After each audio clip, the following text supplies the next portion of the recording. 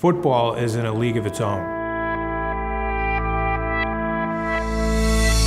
There is no question that there is a difference between college football and every other college sport. The system is a 30,000-foot view at first of college football, from coast to coast, conference to conference. Football is a hard-driving, fast-moving business model that is a billion-dollar industry. It is a business that everybody's getting rich off, from coaches and assistants to NCAA officials to universities. The only guy who's not making any money off this are the players, who, without, there is no program. We had to have a chapter on boosters in this book because boosters play a critical role in college football. And a booster, defined by the NCAA, is really anybody who supports the program. So even a student who goes to a game and buys a ticket is a booster. And then on the other end of the spectrum are guys who build stadiums and have statues on campus with their names on them. We wanted to show you the different kinds of boosters and then really focus on the two biggest boosters in the country, which is Phil Knight at Oregon and T. Boone Pickens at Oklahoma State. And one of the things interesting about him that we didn't know when we started this book was he'd actually given more money to the academic side of the institution than the sports side. Never heard that before. Didn't know anything about that. But then you get to, what he did with the stadium and the facilities at Oklahoma State. And people don't realize how important that is in attracting student athletes to a program. When you start doing all that stuff, it does change the program because people want to come here. And not only that, donors want to donate here.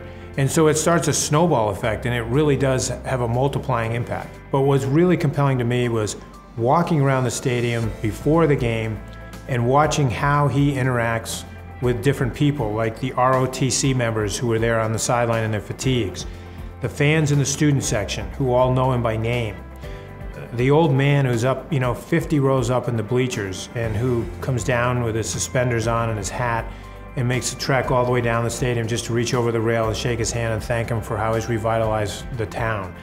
That's what we were looking to see. It's the stuff you don't know about Boone Pickens and the impact he's had on the university. College football is filled with stories of corruption and underhanded dealings, cheating. This has been going on for years, right? It's refreshing to see a guy who comes in, who has deep pockets, and just plays by the rules. It's the way Boone operates. It's clean, above board, just like Phil Knight at Oregon. Everyone's gonna know where my money went, where it came from, where it's going, what it's spent on.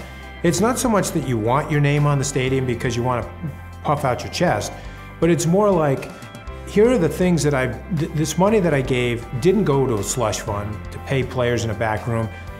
We built a building here. We built an exercise facility, a dining hall, a weightlifting room, a locker room. These are the things that we've done with the money.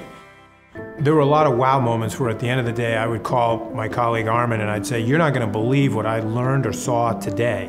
Well, I remember the day that Armin and I went to the NCAA offices in Indianapolis. This is an organization that, in our opinion, has gotten way too big, way too rich, and way too involved.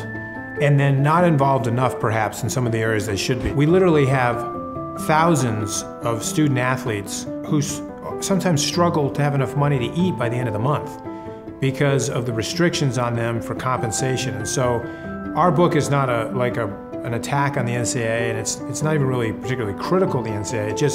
It just shows these kind of inequalities and these facts on the ground that suggest to you that the explosive revenue that has come from ESPN and from Nike that have changed the game, the NCAA has not caught up with this very fast-moving train. And it raises some real questions about the future of the NCAA and its role, and what do we do about compensating these players more properly? And to me, there's not a question about whether they should be compensated, it's only how and how much. The book is The System, the Glory and Scandal of Big-Time College Football, and we picked that subtitle when you're titling a book because we wanted readers to know this is not an expose. We're not tearing the lid off of college football, but it's also not a puff piece. We're not here to just, wave the flag and clap our hands.